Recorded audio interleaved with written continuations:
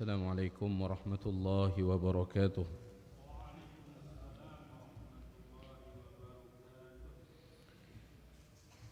إن الحمد لله نحمده ونستعينه ونستغفره ونعوذ بالله من شرور أنفسنا وسيئات أعمالنا. من يهده الله فلا مضل له ومن يضلل فلا هادي له، وأشهد أن لا إله إلا الله وحده لا شريك له، وأشهد أن محمدا عبده ورسوله. أما بعد، فإن أصدق الحديث كتاب الله، وخير الهدي هدي محمد صلى الله عليه وسلم، وشر الأمور محدثاتها، فإن كل محدثة بدعة، وكل بدعة ضلالة، وكل ضلالة في النار. Para jamaah sekalian yang tiang hormati, yang tiang muliakan, alhamdulillah, pada kesempatan sore hari ini, setelah kita melaksanakan salat asar secara berjamaah, alhamdulillah, kita kumpul sebentar untuk mengambil faidah dari ayat-ayat Allah Subhanahu wa taala ataupun dari hadis-hadis Nabi kita Muhammad sallallahu alaihi wasallam. Dan semoga Allah Subhanahu wa taala senantiasa nyadi ita ilmu yang bermanfaat sebagai modal untuk kita bisa melakukan amal saleh. Amin ya rabbal alamin. Para jamaah sekalian yang tiang hormati, di kesempatan sore ini kita akan sama-sama membaca satu hadis yang sahih yang diriwayatkan oleh Imam Muslim rahimahullah di dalam kitab sahihnya, dari seorang sahabat yang bernama Iyad bin Himar al-Mujashi'i radhiyallahu an. Iyad bin Himar al-Mujashi'i radhiyallahu ta'ala anhu, bahwasanya Nabi Muhammad sallallahu alaihi wasallam qala, berkata, bersabda, Ahlul jannati thalathatun, penduduk syurga itu ada tiga. Penduduk syurga ada tiga. Maksudnya, di antara penduduk syurga adalah tiga golongan yang akan disebutkan ini. Dan ini harus membuat kita berlomba-lomba untuk masuk ke dalam golongan yang tiga ini, karena ini tentang syurga ini yang Allah Subhanahu wa taala sebutkan dalam sebuah hadis qudsi, a'dadtu li'ibadiyas salihin, aku telah persiapkan untuk hamba-hambaku yang saleh, ma la 'ainun ra'at, sesuatu yang tidak pernah dilihat oleh mata. Subhanallah, sesuatu yang belum pernah dilihat oleh mata. Al-Imam Al-Qurtubi di dalam tafsirnya, tatkala menafsirkan ayat Allah Subhanahu wa taala tentang syurga, tajri min tahtihal anhar, syurga itu jamaah sekalian mengalir di bawahnya sungai-sungai. Apa kata Imam Qurtubi sambil membawakan beberapa riwayat? Si biasa kita ta li dunia, si biasa kita ta li dunia adalah air itu supaya dia bisa berjalan, supaya dia bisa mengalir, maka kiri kanannya itu harus ada temboknya, harus arah nangkir ya. Ya. Kalau seandainya kiri kanannya itu tidak ada yang apa bahasa kita nangkir, tahu dah nangkir? Kalau tidak ada yang nangkir dia kiri kanan, ngelanyat ya ini, ngonong dia air ini, menggenang dia. Ya, ai le reban, kenapa dia bisa berjalan? Karena kiri kanannya ada yang nangkir, ada yang jaga. Taib.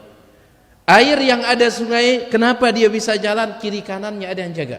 Kata Imam Qurtubi rahimahullah, sungai-sungai di surga yang Allah sebutkan tajri min tahtihal anhar, mengalir di bawahnya sungai-sungai, itu tidak ada yang nangkir dia. Ya leka jamaah ini. Subhanallah. Wahida begitu sing ini. Dahara. Ya leka jamaah maraang kunularno ai ini. Leka. Tidak ada kiri kanannya yang menjaga dia. Jalan sudah. Makanya Allah katakan a'dadtu li'ibadiyas salihin ma la 'ainun ra'at, sesuatu yang belum pernah dilihat oleh mata. Ini surga. Sesuatu yang tidak pernah dilihat oleh mata. Nabi SAW menyebutkan dalam hadis yang sahih, "Lau anna imra'atan min nisa'i ahlil jannati tala'at ala ahlil ard atau 'ala al-ard."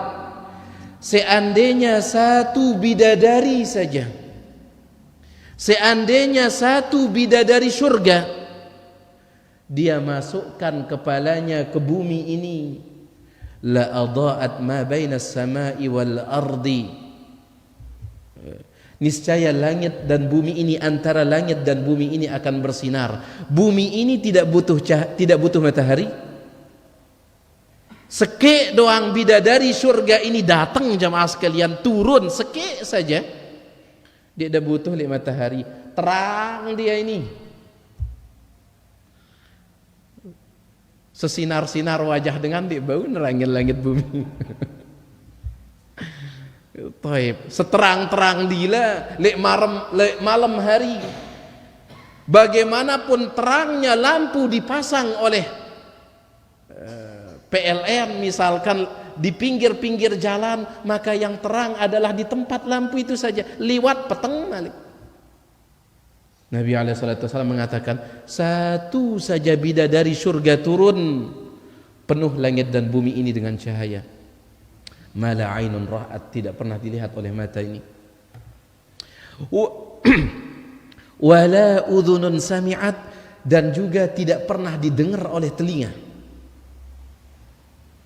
Tidak pernah didengar oleh telinga. Dalam satu hadis ini disahihkan oleh sebagian ulama, di antaranya Al-Imam Al-Ajurri dalam kitabnya Syariah, begitu pula Al-Lalikai dan yang lainnya, bahwa ada di dalam surga itu sungai yang sangat panjang.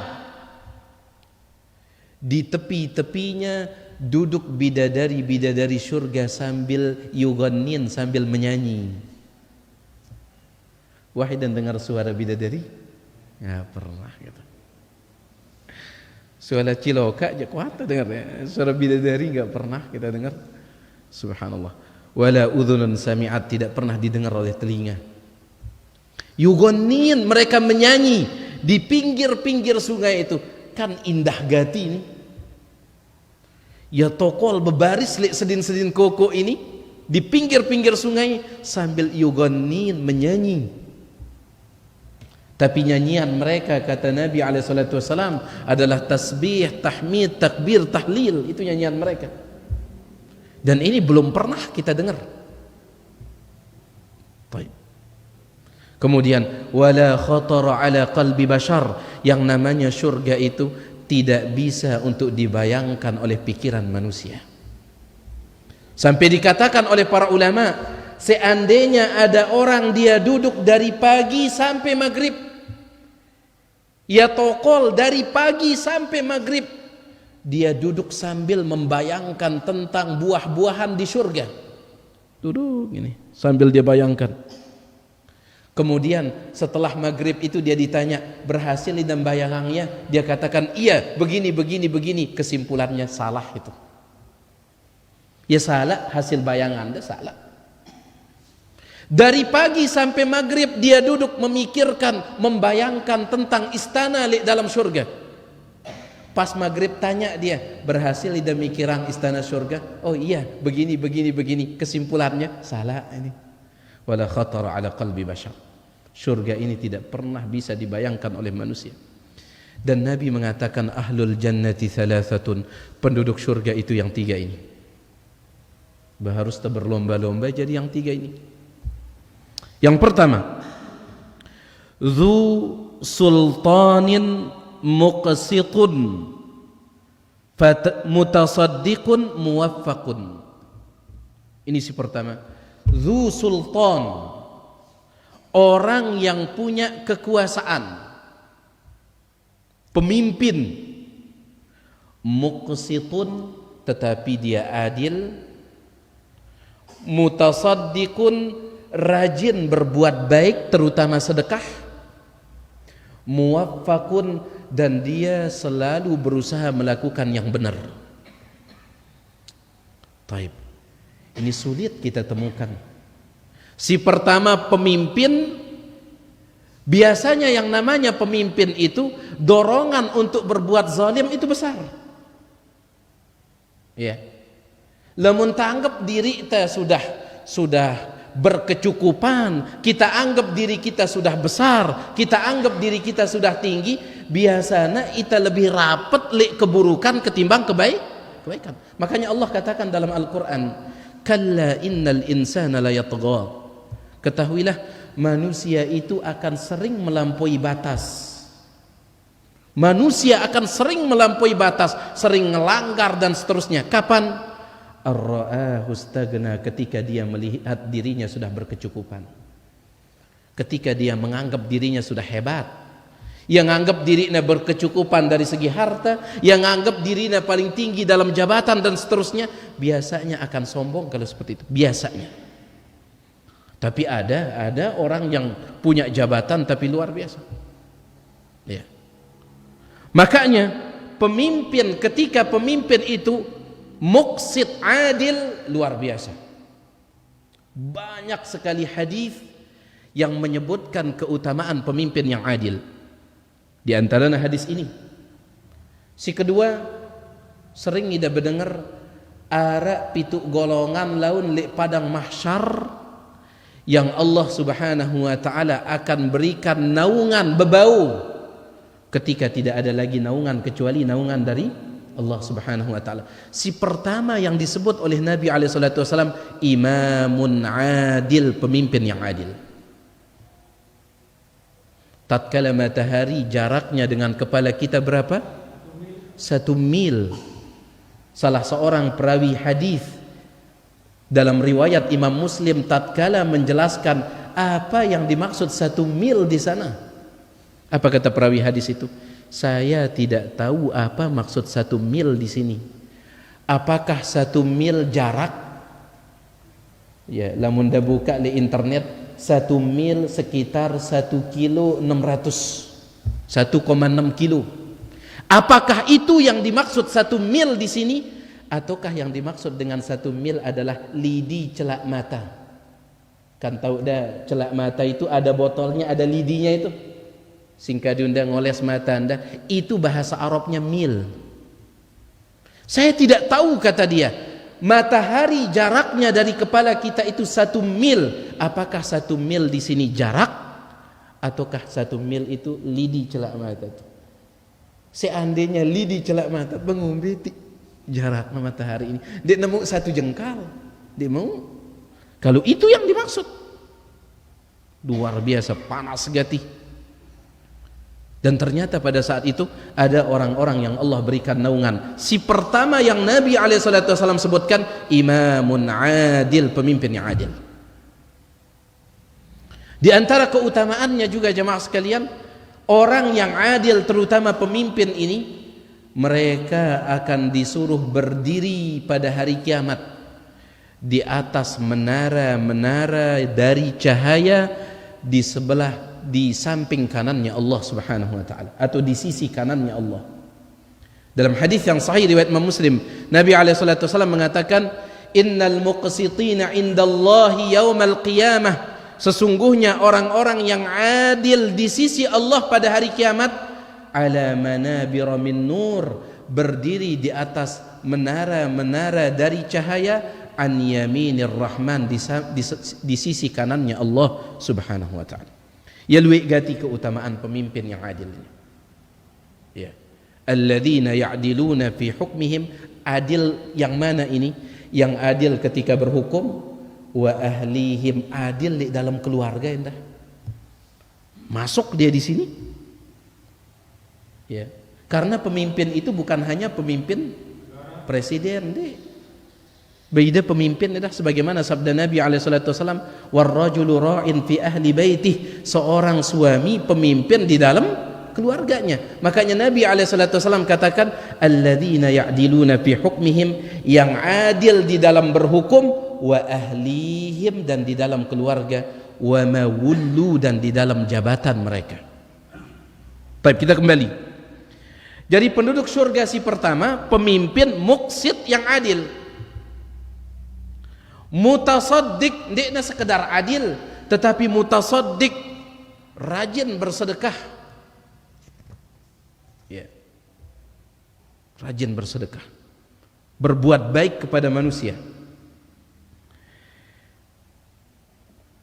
Lek sopo ketika jemaah sekalian disebutkan oleh Imam Ibnu Katsir dalam kitabnya Al-Bidayah wan Nihayah, tatkala Umar ibnul Khattab radhiyallahu anhu menjadi khalifah. Umar ibnul Khattab dia jadi khalifah. Nabi sudah meninggal dunia, Abu Bakar juga sudah meninggal dunia. Kebiasaan Umar ibnul Khattab tatkala jadi khalifah adalah at-tafaqqud fil lail. Dia sering keliling di malam hari. Lamun bahasan dengan sekarang ini, belusukan. Lagu tengah kelem. Iya. Tengah kelem tau belusukan, ndek belusukan lek julun kamera, ndek belusukan tengah malam, keliling tengah malam. Dan biasa dia ditemani oleh seorang mantan budaknya yang bernama Aslam. Suatu ketika dia sedang keliling malam hari, tiba-tiba dia mendengar dari sebuah rumah suara anak-anak kecil nangis. Suara anak-anak kecil nangis. Maka masuk Umar ibnul Khattab ke dalam rumah itu, diketuk dulu, setelah dibukakan masuk dia. Ternyata di dalam rumah itu ada seorang ibu, seorang perempuan, dan anak-anaknya beberapa orang sedang nangis. Kemudian ibu tersebut di atas jangkihnya, di atas tungkunya itu ada panci. Panci ini bersuara suara air yang sedang mendidih bangkal. Kan? Air si bangkal kan bisa kita dengar suaranya. Maka Umar ibnul Khattab bertanya, kenapa mereka menangis ini? Kata ibu tersebut, minal ju', ya pada lapar. Subhanallah, ya pada lapar. Semamaknya sudah tidak ada ibu ini, janda. Ya pada lapar. Kata Umar ibnul Khattab, lalu apa yang ada di dalam panci yang sedang engkau masak itu? Dia katakan, saya sedang masak batu. Setiap kali mereka mengatakan, ibu kita lapar ini, kering semendak kita masak, piran kita masak batu. La ilaha illallah. Piran kita masak batu. Maka Umar ibnul Khattab ketika mendengar itu, langsung dia keluar dari rumah itu. Langsung dia keluar, kemudian dia bawa Aslam ke gudang penyimpanan harta. Dia katakan, Aslam, naikkan di atas punggung saya karung dari gandum itu, naikkan. Kata Aslam, wahai Amirul Mukminin, wahai Khalifah, izinkan saya yang monggok dia. Dende Ida ini pemimpin, khalifah, Amirul Mukminin. Jangan, biarkan saya saja. Apa kata Umar ibn al-Khattab? Apakah engkau mau memikul dosa saya pada hari kiamat? Allahu Akbar. Ya. Naikkan di atas punggung saya. Jadi ini jemaah sekalian, pemimpin adil mutasaddiq, rajin berbuat baik kepada rakyatnya, dan ini berat. Ya. Baik. Muwaffaq dikatakan oleh Imam Qurtubi, muwaffaq maksudnya al-musaddad li fi'lil khairat. Dia selalu dibimbing melakukan kebaikan. Dia selalu dibimbing melakukan kebaikan.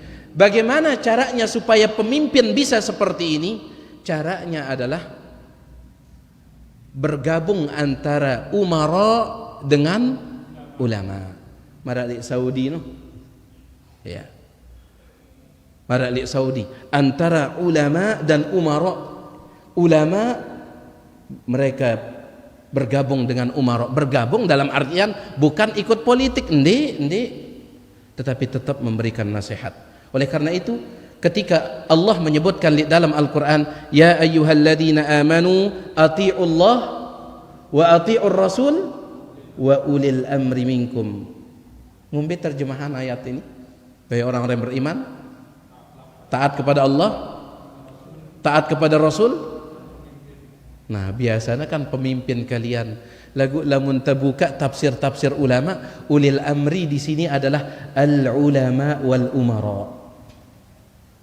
Al ulama wal umara. Kenapa? Karena ulama pemimpin ta dalam urusan agama, umara pemimpin ta dalam urusan dunia. Kita disuruh mentaati keduanya, dan ini tafsiran yang paling sahih kata Syekh Saleh bin Abdul Aziz Sindi hafizahullah taala. Beliau mengatakan ulil amri dalam ayat ini tafsiran yang paling sahih adalah al ulama wal umara. Lamun nabdait si dua ini jamaah sekalian, maka insyaallah kebaikan yang lahir. Nah, ini penduduk surga yang pertama, ya. Baik. Pemimpin yang adil, terus apa Malik sifatnya? Rajin bersedekah, berbuat baik terutama timpa rakyat. Kemudian ya, selalu berusaha melakukan kebaikan. Si kedua, penduduk surga yang kedua, wa rajulun rahimun raqiqul qalbi likulli dhi qurba wa muslimin.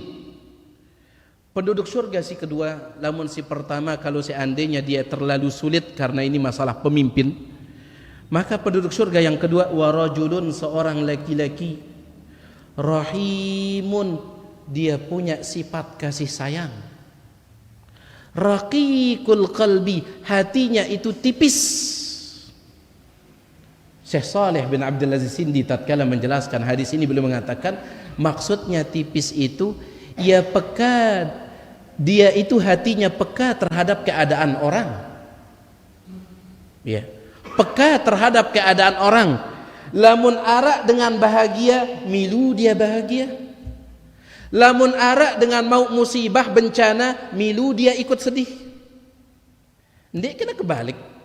Arak dengan mau nikmat, kita sedih. Arak dengan mau musibah, itu tak terlirik. Ini jadi kebalik ini. Sifat orang munafik yang seperti ini. Allah Subhanahu wa taala berfirman tentang orang munafik, in tamsaskum hasanatun tasu'hum. Kalau kalian wahai Rasul dan para sahabat, tamsaskum hasanatun, mendapatkan kebaikan nikmat, tasu'hum, maka mereka sedih, dia demen. Wa in tusibkum sayyi'atun, tetapi kalau kalian ditimpa keburukan, ditimpa musibah, yafrahu biha, maka mereka bergembira. Ini sifat dengan munafik. Lagu sifat penduduk surga ini, si pertama rahim, ia kasih sayang. Kemudian yang kedua, raqiqul qalbi, tipis hatinya. Apa maksudnya tipis? Ia peka. Ia peka. Ya.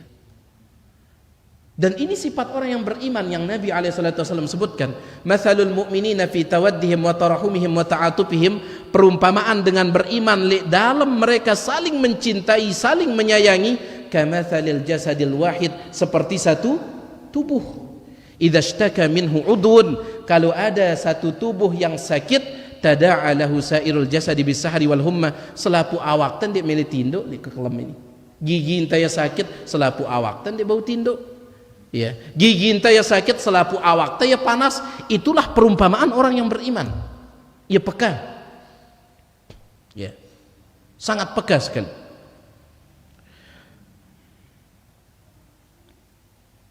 Bahkan terkadang subhanallah, Nabi SAW mengajarkan para sahabat itu untuk peka li batur-batur silain. Sampai-sampai mereka mendahulukan orang lain ketimbang diri mereka li dalam urusan dunia. Dia ingat ada li dalam Islam suatu akhlak yang sangat bagus namanya al-ithar. Al-ithar itu kita mempersilahkan orang lain lebih dulu ketimbang diri kita. Lagu dah ingat li dalam urusan dunia, li dalam urusan ibadah ini dicela. Karena li dalam urusan ibadah harus berlomba-lomba. Contoh misalkan ida sholat berjamaah, ya, ida telat datang dah telu, kebetulan sop yang pertama masih ada kosong, satu tempat kosong. Dendik dah saling pesila kaidah kah? Dendik, ya, lamun dah bau dah saling betak. Aku ini, kalau bisa. Kenapa? Karena berlomba-lomba dalam kebaikan. Yang sering kita lihat itu jamaah sekalian, lamun ada kosong, satu orang di depan itu kosong, kemudian si datang telu dengan empat dengan saling pesila. Kaidakah katanya? Idakah? Ini tidak bagus di dalam urusan ibadah. Urusan dunia, Nabi SAW mengajarkan saling mempersilahkan. Baik. Disebutkan juga oleh Imam Ibnu Katsir dalam Al-Bidayah wan Nihayah, ketika terjadi perang Yarmuk, sopok peperangan ini perang Yarmuk, banyak umat Islam terluka di perang ini. Tetapi yang diceritakan oleh sejarah itu adalah ada 3 orang sahabat, ya pada luka parah, 3 orang sahabat ini. Kemudian mereka pun diangkut ke posko untuk diobati. Yang 3 ini mereka diangkut, dibawa ke posko untuk diobati. Cuman mereka ditempatkan agak berjauhan. Yang satu di sini misalkan, yang satu di sini, yang satu di sana, ya berjauhan. Baik. Setelah itu datang petugas membawa air minum. Dia datang ke sahabat si pertama yang terluka parah ini, karena dia butuh minum ini. Baik, diserahkan air itu. Ketika dia akan minum, dari pinggir matanya ini, ya, dia melihat sahabat yang kedua yang juga terluka, ngelihat dia begini. Paham ide ini? Baik. Jadi ia akan siap-siap nginem, lagu dari pinggir matanya dia lihat yang satu itu ngelihat dia gini. Maka dia tidak jadi minum. Dia katakan, bawakan air ini ke dia, mungkin dia lebih butuh. La ilallah. Ya pada butuh sebenarnya, mungkin dia lebih butuh. Dibawa, akhirnya dibawa sama petugas, pergi agak jauh. Baik. Setelah diserahkan ke sahabat yang kedua, siap-siap akan nginem, lagi-lagi dia melihat dari pinggir matanya temannya yang ketiga ngelihat dia gini. Dia pada bakat selaput ini. Dia pun tidak jadi minum. Dia katakan, kasih dia, mungkin dia lebih butuh. Sekali lagi ya berjauhan. Petugas air ini dia bawa air itu ke sahabat yang ketiga, sampai di sana mata, meninggal dunia. Akhirnya dia tulak, dia balik ke sahabat yang kedua, sampai ke sana mati juga. Balik ke sahabat yang pertama, sampai sana meninggal dunia juga. Kata Imam Ibnu Katsir ketika membawakan riwayat ini, lihat para sahabat, saking mereka saling menyayangi sampai mereka sanggup melepaskan nyawa mereka untuk saudara mereka. Dan ini tidak mampu sampai pada derajat ini. Al-ithar yang membuat para sahabat dipuji oleh Allah di dalam Al-Quran surah Al-Hasyr, wa yu'thiruna ala anfusihim walau kana bihim khasasah. Mereka mengedepankan orang lain padahal mereka sendiri butuh. Ini sifat penduduk surga ini. Ya. Baik. Jadi rajulun rahim, laki-laki penyayang, raqiqul qalbi, lembut hatinya, terutama likulli dzi qurba, terutama kepada keluarga. Ya si pertama. Wa muslimin, dan juga lembut hatinya kepada seluruh kaum muslimin. Tetapi yang pertama adalah siapa? Keluarga. Ingat jamaah sekalian, semakin dekat orang itu hubungannya dengan kita, maka semakin berhak dia dapat kebaikan kita. Itu kaidahnya. Selapu dengan Islam, kita berusaha berbuat baik kepada mereka. Lagu, semakin dekat hubungan orang Islam itu kepada kita, maka semakin belik haknya untuk diberikan kebaikan kepadanya. Siapa orang yang paling dekat? Ya. Siapa orang yang paling dekat? Keluarga. Makanya Nabi SAW menyebutkan tentang laki-laki yang terbaik, khairukum li ahlihi. Laki-laki yang terbaik adalah yang paling baik sama istrinya, karena ia si paling dekat. Ia si paling dekat. Ya. Jelu kelem mita bareng, tau tatinduk bareng, tau tamangan bareng. Ya. Maka ketika kita bisa berbuat baik kepada yang ini, khairukum li ahli, yang terbaik di antara kalian paling baik sama ini. Ya. Makanya Ustaz Abdullah Husni hafizahullah, sering beliau mengatakan, kalau ada orang ya bagus, ya baik, li batur-batur li luar, li sahabat-sahabatnya dia baik, sama teman-teman kerjanya dia baik, tetapi kalau dia pulang istrinya ketakutan, ya muda gati tayak ini, muda gati, maka kebaikannya di luar itu adalah pencitraan. Ya. Dia bukan orang yang baik, kata beliau. Inilah penjahat yang sebenarnya, kata beliau. Lagu lamun kanca senina atai tesi bareng dan seterusnya, tetap kita berbuat baik, maka ini ya betul-betul kebaikan orang ini betul-betul ada pada diri, ndekna pencitraan. Jadi maksud tiang adalah kita berbuat baik timpa selapu dengan Islam, lagu semakin dekat orang Islam itu dengan kita, semakin besar haknya untuk kita berbuat baik kepadanya. Dalam hadis yang lain Nabi SAW pernah ditanya, ya Rasulullah, man ahaqqun nas bi husni sahabati, ya Rasulullah, saya manusia yang paling berhak untuk mendapatkan kebaikanku siapa? Kata Nabi SAW, ummuk, ibumu. Thumma man ya Rasulullah, siapa setelah ibu saya? Ummuk, ibumu. Thumma man, siapa setelah saya wahai Rasul? Ummuk, ibumu. Thumma man, siapa setelah ibu saya wahai Rasul?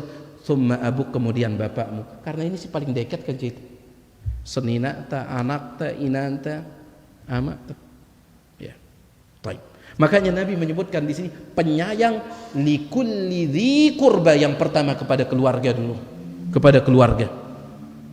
Baru setelah itu wa muslimin, dan kepada kaum muslimin secara umum. Ya. Betul berusaha jemaah sekalian, mudah-mudahan kita masuk golongan ini dan mendapatkan janji Nabi SAW, ahlul jannati thalatha, penduduk surga yang tiga ini. Penyayang, hatinya peka, kemudian kepada siapa? Keluarga si pertama, terus kaum muslimin. Ya. Kemudian yang ketiga, tiang singkat saja, penduduk surga yang ketiga, wa afifun muta'affifun dzu iyalin.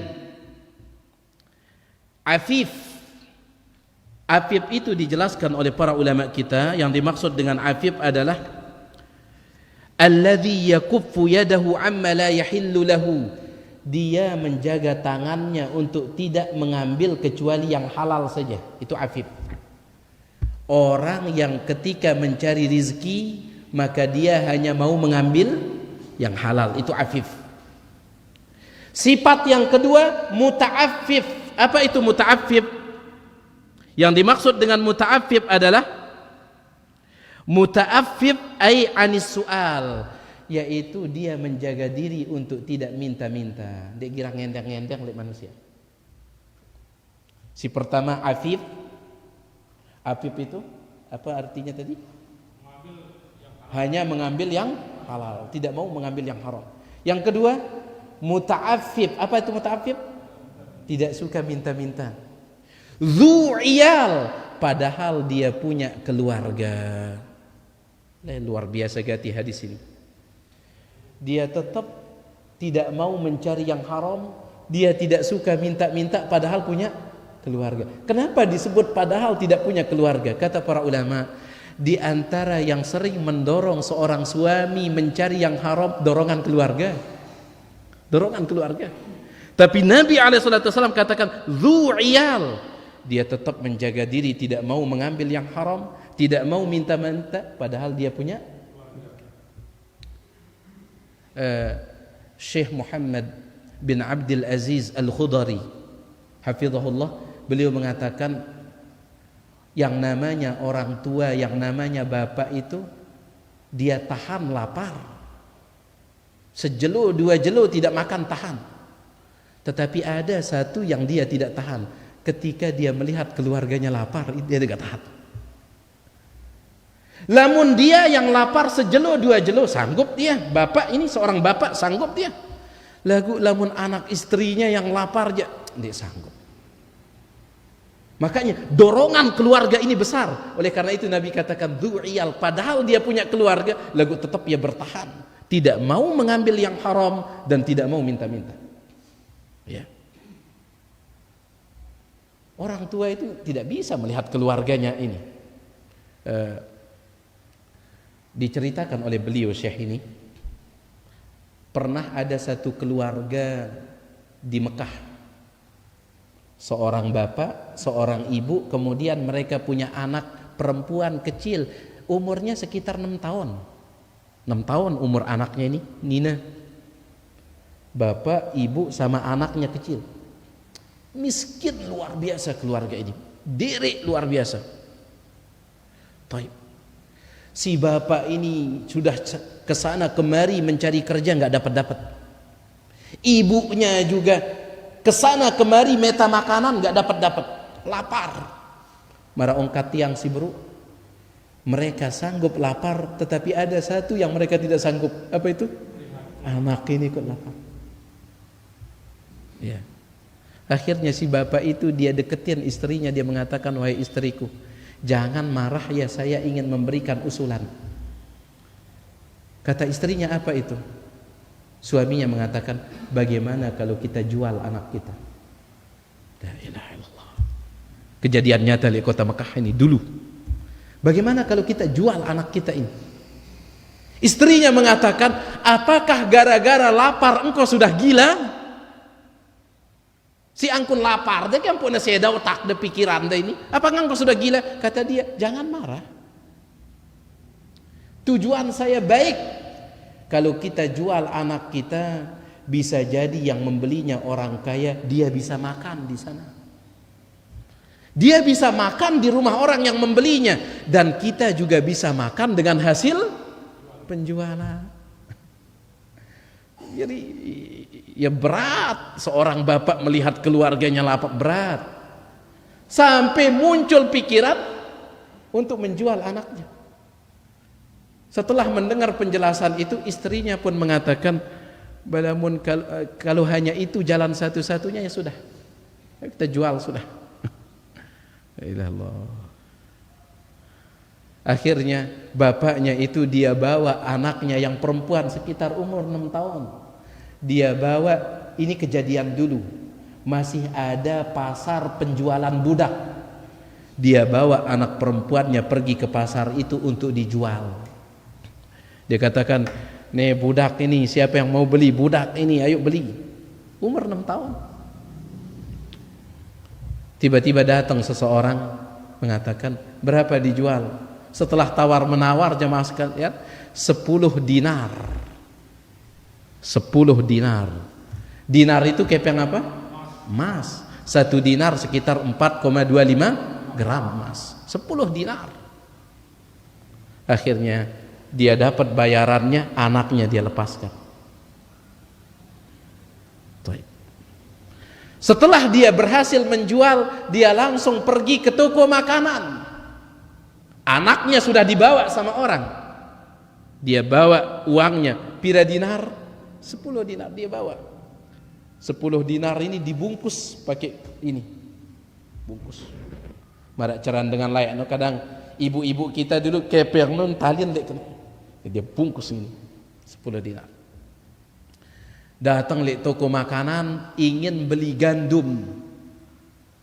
Ya, dia tanya, berapa gandum satu atau makanan satu keranjang itu? Gandum atau korma yang agak lupa ininya. Berapa makanan satu keranjang itu? Kata yang jual tersebut 1/4 dinar. 1/4 dinar. Baik. Maka dia ambil 1 dinar dari itu, lalu dia letakkan. Setelah itu dia pergi bayar. Ya, dia pergi bayar. Pas dia pergi bayar, dia suruh orang lain untuk mengangkat makanannya itu. Tolong bawa ke rumah saya, kata dia. Ya, jadi bos sekarang ini ya ada kepeng. Ponggok dia makanan ini bawa ke rumah saya. Ya. Kata orang itu baik. Akhirnya dia angkat makanan tersebut, kemudian dia letakkan di atas kepeng yang ditinggalkan tadi itu. Kan dia berbayar ini. Dia ambil 1 dinar, karing pira sisa nale itu? Siwa dinar. Setelah itu dia pergi bayar. Orang ini yang disuruh ngangkut ini dia letakkan begini, setelah itu baru dia angkut. Ya apa pernah? Ya kelait. Ya keselit. Kemudian dipikul. Selesai dia bayar, la ilaha illallah, mana uang 10 dinar. 10 dinar ini sisanya yang 9 ini anaknya, ini dia hasil penjualan anak. Paham kita ini? Hilang sudah hasil penjualan anak. Anaknya hilang, kepengnya hilang. Baik. Setelah dia bayar, tukang ponggok ini sudah jalan duluan menuju rumah dia. Dia katakan bawa ke rumah ini, di sini, jalan. Setelah itu dia jalan ngikutin orang itu, sesampai di rumahnya ternyata tukang ponggok itu tidak ada. Tidak ada. Makanannya juga tidak ada di rumahnya. Tukang ponggoknya juga tidak ada. Bilang telu sudah ini. Anak hilang, kepeng hilang, makanan hilang. Tak ada sudah ini. Baik. Kita terlalu jauh kita keluar ini. Cuman ya tanggung tiang lanjutkan saya ceritanya. Semuanya hilang. Pada saat itu kata dia, yang dia pikirkan itu bukan anaknya, bukan laparnya. Yang dia pikirkan itu adalah bagaimana kemarahan istrinya nanti. Istrinya berat untuk menjual anak ini sudah hilang, sudah dijual. Kemudian hasil penjualannya hilang, makanannya hilang. Apa yang akan dia katakan sama istrinya? Akhirnya laki-laki itu tidak jadi dia masuk rumah, tetapi dia los jalannya menuju Masjidil Haram untuk mengeluh kepada Allah, untuk berdoa kepada Allah, karena ngenelalu nasib tiang ya Allah. Ingin dia sampaikan seperti itu. Langsung dia pergi ke Masjidil Haram. Baik. Sesampai di Masjidil Haram, dia masuk ke matop, tempat orang tawaf itu. Untuk tawaf dulu, dia masuk. Setelah dia masuk, tiba-tiba orang yang membeli anaknya dan anaknya sedang tawaf di sana. Dengan si meli anaknya sekaligus anak dia sedang tawaf di sana. Baik, sedang tawaf. Laki-laki ini malu dia melihat anaknya karena dia jual anaknya. Maka laki-laki ini dia putar badan untuk pergi, untuk tidak jadi tawaf. Lagu sudah kedong dilihat sama pembeli itu. Dari sini, jangan pergi. Sini. Akhirnya terpaksa dia datang. Kata si pembeli itu, tolong jujur kepada saya. Saya sebenarnya anak si jual ini. Jujur. Siapa ini? Kata dia, budak saya. Jujur. Anak ini sudah cerita sama saya. Anak ini sudah cerita, Dendek lekak Malik, siapa yang kau jual ini? Akhirnya dia pun mengatakan, iya betul, itu anak saya. Lalu dia ceritakan keadaannya. Apa kata si pembeli tersebut? Demi Allah, saya tidak akan mau memisahkan seorang anak dari orang tuanya. Ambil lagi anakmu ini. Ambil anakmu. 10 dinar bayarnya itu simpen sudah. Dan saya tambah lagi pakai 10 dinar ini. Ambil anakmu. Demi Allah saya tidak mau memisahkan anak dengan orang tuanya. Ambil anakmu. 10 dinar harga si wah bayat dah taha. Simpen dia. Padahal sudah hilang itu. Simpen dia. Dan saya tambah 10 dinar lagi. Bahagia luar biasa. Setelah itu laki-laki ini dia bawa anaknya. Dia pegang 10 dinar baru ini. Pergi lagi dia beli makanan ke toko. Karena makanan yang tadi hilang, sekaligus tukang ponggoknya hilang. Baik. Dia beli. Setelah dia beli, dia ponggok sendiri. Ketika dia sampai di rumah, ternyata tukang ponggoknya nunggu di sana, sekaligus makanannya. La ilaha illallah. Apa kata si laki-laki ini? Tadi saya mencari-cari engkau, kemana engkau? Kata tukang ponggok ini, saya kesasar. Tidak tahu di mana rumah Anda. Ini makanan Anda ini. Mana upah saya? Akhirnya dia pun berikan upah. Makanannya berapa sekarang? 2 keranjang tulang. Ketika dia bawa masuk makanan yang tadi itu, dia bongkar, ketemulah uang yang 9 dinar itu. Apa kata Syekh Muhammad bin Abdul Aziz Al-Khudari ketika menceritakan kisah ini? Beliau mengatakan, lihat, sebenarnya ya sugulkan pembahasan kita ini, dia keluar dari pembahasan itu. Kata beliau, lihat, orang ini apa niatnya pergi ke Masjidil Haram untuk berdoa kepada Allah. Dia belum sempat berdoa, Allah sudah kabulkan. Jadi kalau perlu ada masalah, langsung kepada Allah Subhanahu wa taala. Dendek cerita di Facebook, Dendek cerita di WA, langsung cari Allah Subhanahu wa taala melalui doa. Laki-laki ini belum sempat berdoa, Allah sudah berikan seperti itu. Tapi kita kembali. Jadi afif, di antara penduduk surga, afif menahan diri dari yang haram, muta'affif, dan tidak suka minta-minta. Dia jaga kehormatan, dia girang ngemis-ngemis. Dzu'iyal, padahal dia punya keluarga, dorongan keluarga.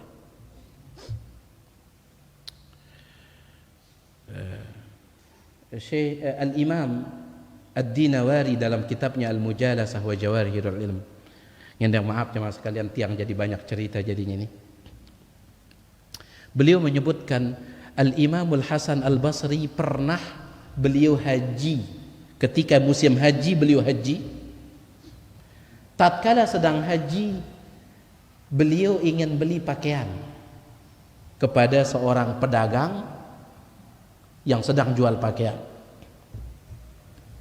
Baik. Dia pun mendekati pedagang itu, dia nanya, ini pakaian ini berapa harganya? Sederhana pertanyaan dia, pira ajin pakaian ini? Ya mudah gati pertanyaan ini. Karing dijawab 100.000 ke 200.000. Tetapi pedagang ini langsung mengatakan, demi Allah, ini barang yang sangat bagus tetapi harganya murah. Dia bersumpah. Padahal di antara orang yang tercela adalah orang yang suka bersumpah tatkala berdagang. Ya jamak-jamak beketuan Imam Hasan Basri, pira ajin kelambi indah ini? Langsung jawabannya, demi Allah. Demi Allah, barangnya ini bagus, lagu harganya murah. Kata Imam Hasan Basri, saya tidak butuh belanja kepadamu. Kalau engkau seperti ini, sumpah sekedik-kedik, sumpah sekedik-kedik, sumpah, saya nggak butuh, saya nggak mau belanja. Baik. 1 tahun kemudian jemaah sekalian, Malik Imam Hasan Al-Basri ini haji. Dan beliau melihat lagi laki-laki pedagang itu, pedagang pakaian ini. Tetapi pedagang pakaian ini sekarang tidak lagi bersumpah. Arak dengan datang beketuan, pirajin kelambi indah. Ya biasa murah. Kalau dulu, demi Allah, demi Allah, demi Allah. nengkaja ia beda gati. Maka Imam Hasan Al-Basri penasaran, dia dekati laki-laki itu. Dia katakan, wahai fulan, bukankah engkau pedagang yang sempat saya temui di tahun yang lalu? Iya, sama, saya. Coba ceritakan kepada saya kenapa sekarang engkau berubah. Kalau dulu sumpah sekedik-kedik sumpah, sekedik-kedik sumpah, sekarang tidak lagi sumpah. Apa kata dia? Dulu saya punya seorang istri. Kalau saya pulang bawa hasil dagang, kalau saya pulang bawa hasil dagang yang banyak yang saya bawa pulang, qallalathu, dia mengatakan sekedikna, padahal duit. Dia katakan, kok sedikit sekali yang kau bawa. Dan kalau saya bawa sedikit, ghadibat, dia pun marah. Jauh duit paran sekedik, jauh sekedik silih. Itu yang membuat saya terpaksa bersumpah, kata dia. Dorongan keluarga ini, dorongan keluarga. Kemudian apa kata dia?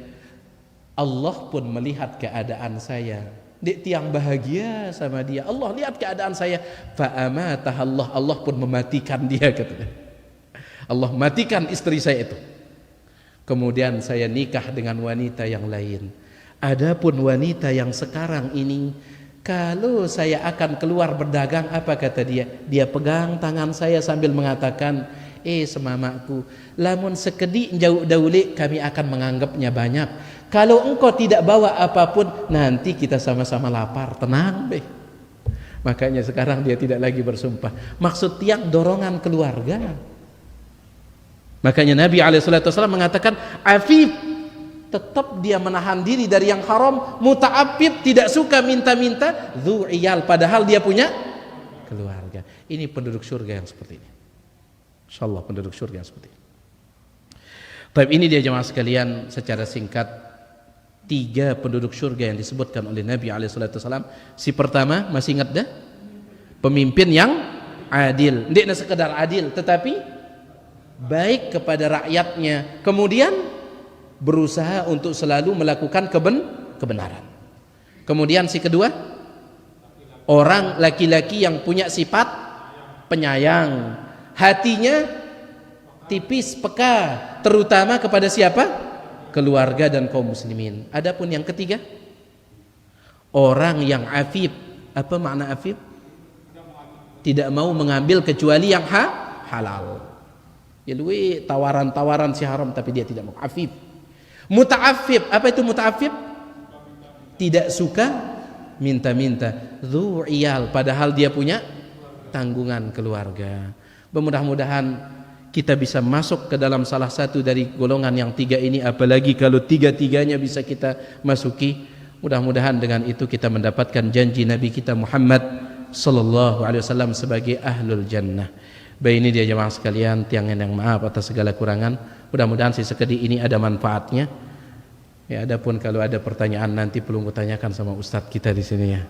Nanti ustadz kita aja ya. Pengajian sudah. Ya. Kita cukupkan sampai di sini. Subhanakallahumma bihamdik, asyhadu an la ilaha illa anta, astaghfiruka wa atubu ilaik. Assalamualaikum warahmatullahi wabarakatuh. Jazakallahu khairan. Allah ibarik fikum.